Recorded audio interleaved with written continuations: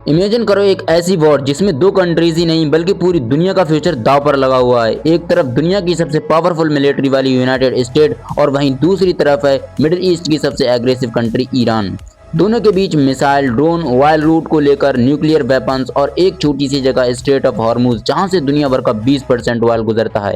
अगर ये वॉर बढ़ गई तो क्या होगा? तो सिर्फ मिडिल ईस्ट ही नहीं बल्कि पूरी दुनिया पर इसका ग्लोबल इकोनॉमिक इम्पैक्ट पड़ सकता है। आखिर अमेरिका और ईरान के बीच ये जंग शुरू क्यों हुई थी और क्या वर्ल्ड वॉर 3 का स्टार्ट हो सकता है ये? हाँ, तो कुछ भी हो सकता है इस लड़ाई के बीच अगर अदर कंट्रीज भी इस लड़ाई में कूद जाएं तो। आज सब के बारे में हम बात करेंगे डिटेल में। तो चलिए वीडियो को शुरू से शुरू करते हैं। अमेरिका और ईरान की दुश्मनी कोई आज की नहीं है बल्कि इसकी स्टोरी शुरू हुई थी 1989 रिवॉल्यूशन से, जहां पर ईरान का रिवॉल्यूशन शुरू हुआ था और उस टाइम पर ईरान में रूल किया करता था Shah Mohammad Reza Pahlavi.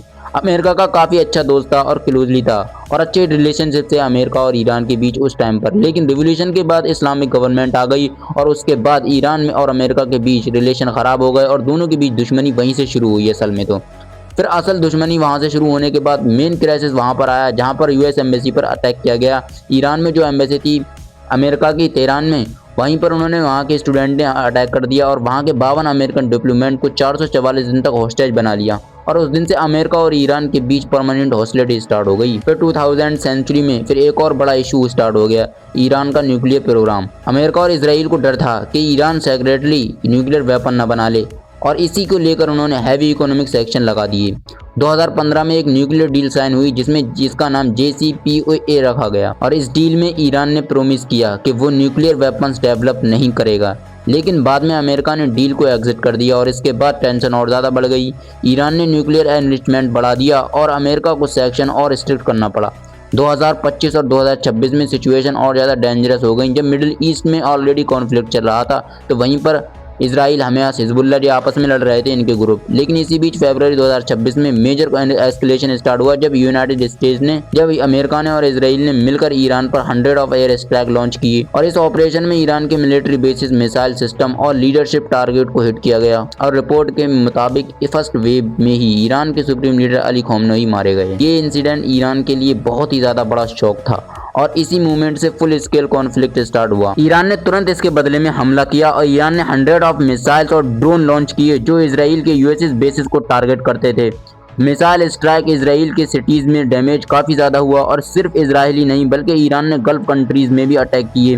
Kuwait में अमेरिका मिलिट्री बेसिस पर मिसाइल ड्रोन्स अटैक किए गए। इसके बाद मिडिल ईस्ट में एक्टिव बैटलफील्ड बन गया। इस वॉर का सबसे डेंजरस पार्ट हुआ स्ट्रेट ऑफ हॉर्मुज को ब्लॉक करना। ये एक नैरो सी रूट है जहां से 20% पूरी दुनिया का ऑयल गुजरता है, जिसकी वजह से काफ़ी ज़्यादा देशों को दिक्कत हुई। यहाँ तक कि इंडिया का भी सारा ऑयल रूट बंद हो गया। अगर अमेरिका अटैक कंटिन्यू करता रहा तो स्ट्रेट ऑफ हॉर्मुज को बिल्कुल ही बंद कर देगा, ये बात कही ईरान ने। लेकिन ऑलरेडी शिपिंग कंपनी ने इस रूट को छोड़ दिया क्योंकि वो इस रूट से गुजरेंगे तो अपना नुकसान करवा बैठेंगे इस पर अगर ईरान ने अटैक कर दिया तो। फिर इस क्राइसिस की वजह से ऑयल प्राइसेस भी बढ़ गए और ग्लोबल इकोनॉमी पर इसका बहुत ज़्यादा इफेक्ट पड़ा। अगर ये रूट कम्प्लीटली बंद हो गया तो पूरा ऑयल क्राइसिस हो सकता है और इस पर ग्लोबली इफेक्ट पड़ सकता है। रिसेंट रिपोर्ट के अकॉर्डिंग यूनाइटेड स्टेट ईरान ने टारगेट लोकेशन पर मेजर स्ट्राइक किए, जहां पर ईरान के खार्क आइलैंड पर स्ट्राइक की गई जहां से ईरान का ज्यादातर ऑयल एक्सपोर्ट होता है। इस ऑपरेशन में dozen of military facilities destroy हो गई। ईरान ने वार्निंग दी है कि वो इससे भी और ज्यादा एग्रेसिव रिलेशनशिप करेगा। मिडिल ईस्ट में यूएस वर्शिप और एडिशनल ट्रूप्स भी डेवलप हो रहे हैं। सिचुएशन इतनी बुरी हो गई है कि रैपिडली एस्केलेशन करती ही जा रही है।